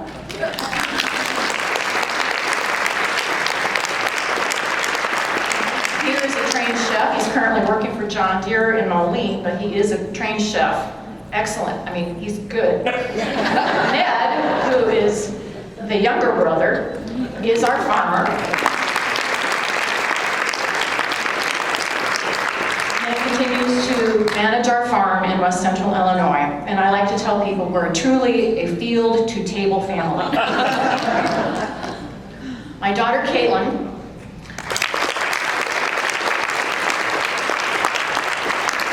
who was just a little girl when I took her to dinner with Scott Myers many years ago, and that was a very interesting evening.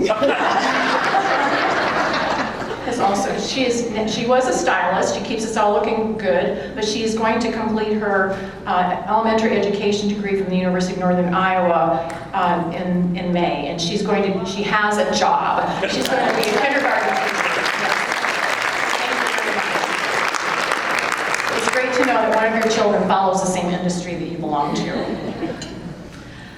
But because of this change, I knew that I had found my calling in academia, and an opportunity arose. I was accepted to the doctoral program at The Ohio University, where Judy happened to be the graduate director. Opportunity and encouragement knocked, and we were moving to Athens, Ohio. My children were 9, 7, and 2 at the time. And Peter announced to me, "Mom, you are moving us to hell." I understood because he was leaving his town, his school, and his friends. So here's opportunity, self-doubt. Opportunity, self-doubt. We moved to Athens.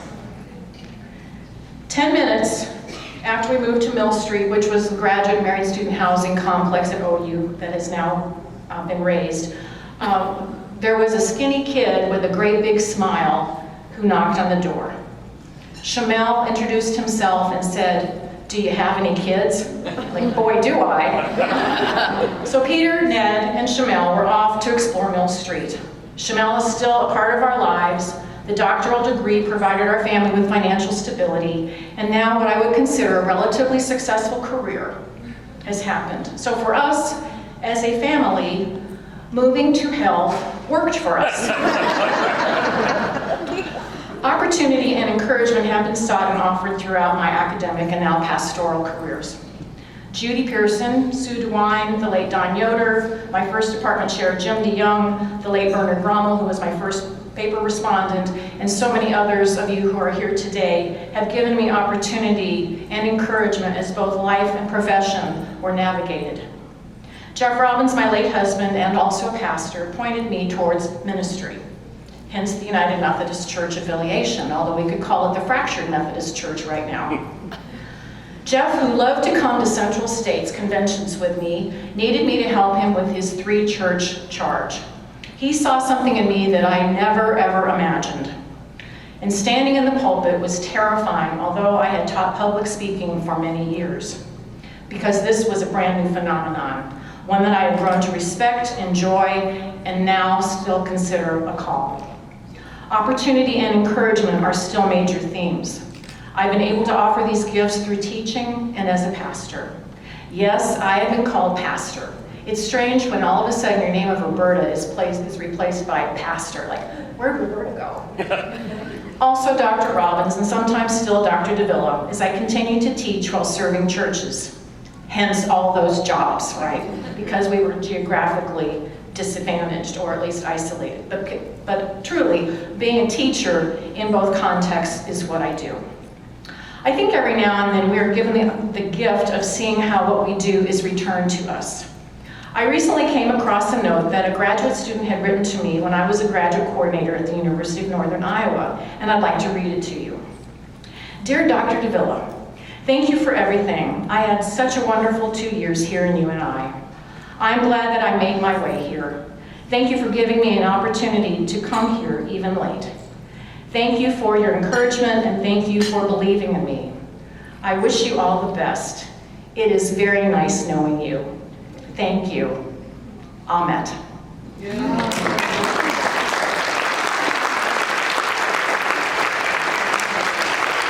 indeed. This is our Ahmet. I told him I had a surprise that I wasn't going to tell him about. And that's it. I mean, yeah, I didn't mean to make you cry. I have a tendency to make students cry. But anyway, so, things change, This is our Ahmet, who is this year's convention program planner. And some things really do come full circle. My hope is that you, when you can, will offer opportunity and encouragement to your students, your colleagues, and even your family members. This happens so frequently with this association, and I am so grateful to have been a member for so many years. Thank you so very much for this wonderful honor.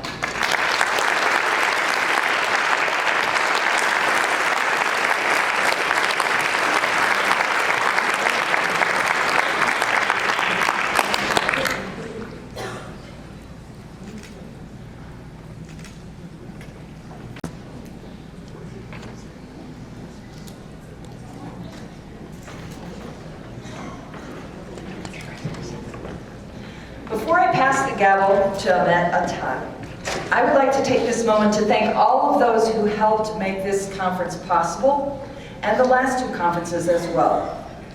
Absolutely, no officer does this alone. I wasn't gonna do that. Okay, I thank everyone who's contributed to making these conferences successful. First, I thank my team at Creighton's Center for Faculty Excellence and my colleagues in Creighton's Interdisciplinary Leadership EDD program for their support over these years. They've put up with a lot lately. I especially want to thank the following, so if you please stand to be recognized. Alberto Gonzalez, Amy Aldred Sanford, Leah Bryant, Donna Pulowski, and Marian Danielson.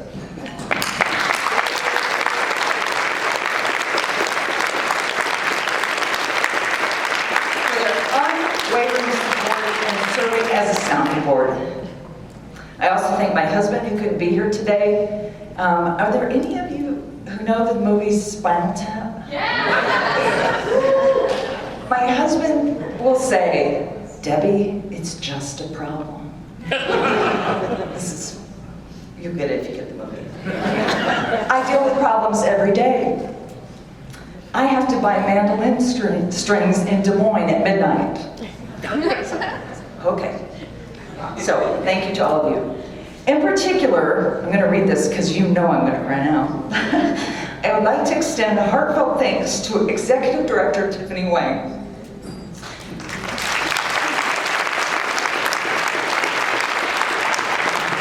Without her unfailing support, work ethic that is like no other I have ever encountered, as Don Ritzenhein said, spectacular attention to detail, commitment to Central, and willingness to talk through multiple issues at all times of the day and night, especially during our COVID years, I would not be here.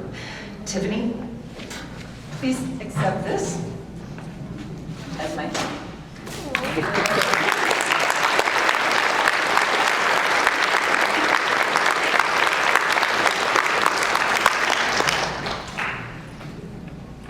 I would like to close with the following. I have included this in my newsletter columns over the past year. I wish all of you hope. Hope in a special sense, as noted by Father S. Sawyer in 2022. Hope always regards the good, what is best, and looks to the future. But hope is more than wishful thinking. It requires effort and is often difficult. Central faces many challenges going forward, but I believe we face those challenges with hope. With hope. With that, I am more than pleased to pass the gavel to our incoming president, Ahmet Atag.